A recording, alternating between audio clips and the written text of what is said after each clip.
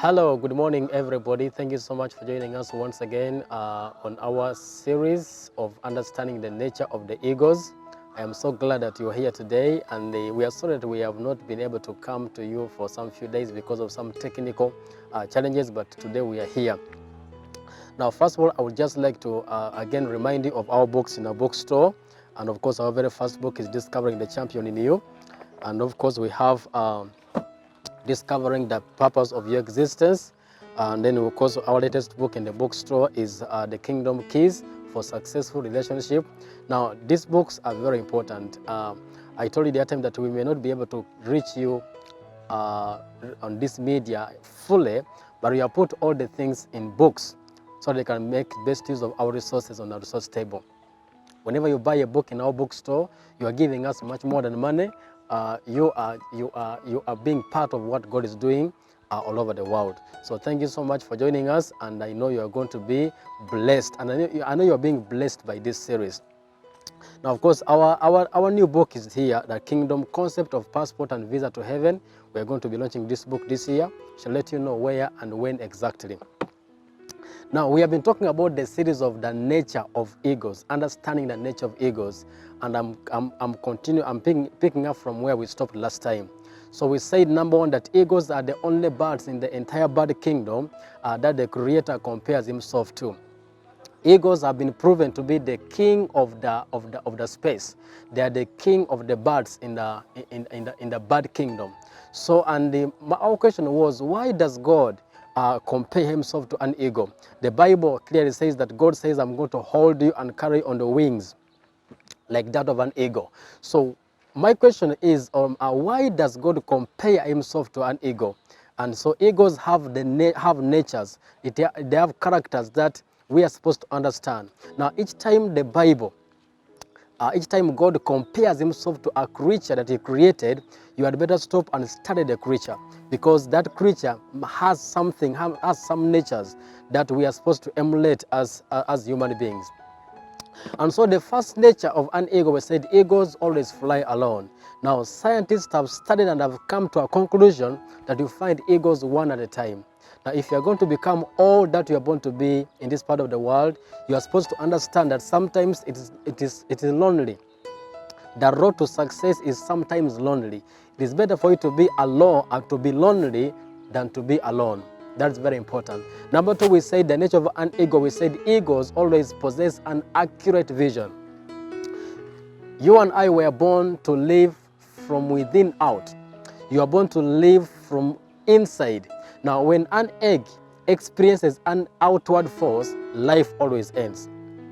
But when an egg experiences an inward force, life begins. What does that mean? That means you were born to live from within out. You are born, great things first manifest from inside of you before they manifest on the outside. So whatever comes manifest outside is as a result of what has been happening within you. So that is very important to understand, that you are born to live by faith and not by sight. Number three, character of an eagle. We said eagles always eat live food. Eagles don't eat dead plants. Eagles don't eat dead animals. In fact, vultures eat dead things. That's why they're so ugly. So eagles always eat live food because of it is metabolism. You as a dreamer, your metabolism requires you to eat, to feed your dreams with new information.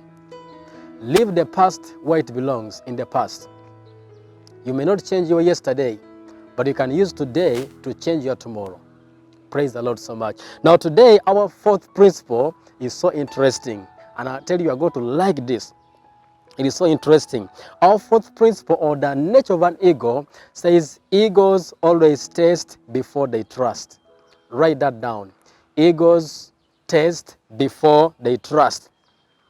Now, before the female eagle and the male eagle met, the female eagle, it has been scientifically proven that the female eagle does something so strange that I wish all the ladies who are watching me right now would do before you get married. And if you do, you're going to flourish in your marriage. Now I'm going to tell you how eagles met. Now please follow me carefully, because this is very important, more especially you ladies, you single ladies. Follow me carefully. Now eagles, when the female eagle senses that the male eagle has got an interest in her. Now the word first one is that the female eagle senses. In other words, you are supposed to sense whatever chemistry is going around. If you're a lady and you are in the company of men, or in the company of your friends, your acolytes who are of opposite sex, you are supposed to sense whatever is happening. You are supposed to have the spiritual sense.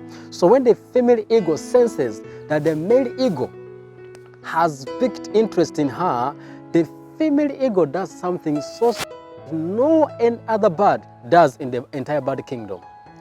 So what does the female eagle do? The female eagle flies 5 miles above the ground. Now remember that eagles always fly 5 miles above the ground. They fly at an altitude that no any other bird flies. Now here's the principle.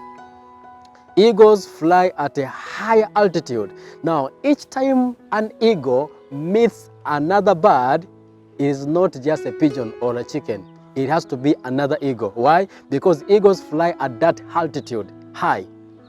So the female eagle flies up there, and then when she's flying up, the male eagle is pursuing her. So when they reach up there at 5 miles above the ground, then the female eagle flies down to the ground like a bullet. Now she flies to the ground, and then she picks a twig. She picks a twig in her beak. So when the female eagle picks the twig in her beak, the female eagle flies 5 miles above the ground while pursuing her. Now when she reaches at a height, then the female eagle does something strange.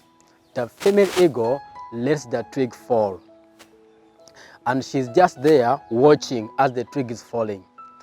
Now the work of the male eagle is to make sure that he chases after the twig. Now the faster the twig falls, the faster he flies. The faster it falls, the faster he flies. The faster it falls, the faster he flies. And he picks the twig in his beak before the twig lands to the ground. So when the male eagle picks the twig before it drops to the ground, then he picks the twig and takes it back to where the mama eagle is. When it reaches there, he throws the twig in the air. Then the mama eagle picks the twig again in her beak. Then she flies at another high altitude while the male is pursuing her. Now, when the female eagle, I'll call her mama eagle. When mama eagle reaches at an altitude, again he lets the twig fall and is there watching. Then the papa eagle runs after the twig. The faster the twig falls, the faster he flies. The faster he falls, the faster he flies. And he catches the twig in his beaks before it drops to the ground. And he takes back to the air. Now this is so interesting. He takes back to where mama eagle is. Then he throws the twig in the air. Again, the mama eagle picks the twig and flies again some miles above. And he drops the twig. And he's there watching. And papa eagle has to fly and chase after the twig, and he catches the twig before it lands to the ground. Then he takes it up again. Now this goes on for hours and hours. Now when mama eagle is finally convinced that the papa eagle has mastered the art and science of catching the twig before it drops to the ground, only and only then will she allow him to mate with her. Praise the Lord so much. Now that is very important, very important. Now, listen to me, my dear friends. Do not commit to people whom you have not had time to test. Your dream and your energy is so important to waste on people who have no interest in your dream. In any corporation, in anything that you are involved in any ministry, either in ministry or in business, do not commit to people whom you have not had time to test. Because your dreams and your energy is so important to waste on people who have no interest in your dreams. Remember, you cannot give people visions, but you can only cultivate what they have and make sure that they catch the vision of your ministry. They have to catch the vision of your corporation. They have to catch the vision of your business. So you as a leader, you are supposed to be a tester. You are supposed to test people before they enter into partnership with what you're doing. Remember that vision is so important, and you are supposed to cultivate and have people catch your vision. Visions are more or less caught than taught. Let me say that again. A vision is more or less caught than taught. You may not teach people vision, but you have to influence them to catch the vision. God brings people into your life. Some of them, He brings them to you for you to teach them something, and when it's all done, they will leave you and go. Some people come to your life and ministry to come and teach you something, and when they are done, they are going to leave and go. Some people come to your ministry or to whatever you're doing, they will come and you teach them something, then God is going to keep them there to use them where you are. But in whatever case, you as the leader, you are supposed to be a tester. You are supposed to influence, you are supposed to have the people catch your vision. I am so glad that in our ministry, Kingdom Glory, I've had people, of course, who have come, they came to me, I told them something and they left. There are people who came to our ministry, they came and taught us something and then they left. And there are those who came to our ministry, they taught us something, we taught them something, and they are here to serve with us in our ministry. So it is time for you to understand when to let go. It's you to know who is supposed to come and stay with you forever, who is supposed to come and teach us something and go, and who is going to come and you teach something and he leaves. So you're supposed to let go when the need arises. So my question is, why does this Mama Eagle give the Papa Eagle a test before she trusts him? Watch the next episode. Thank you so much, and may God bless you.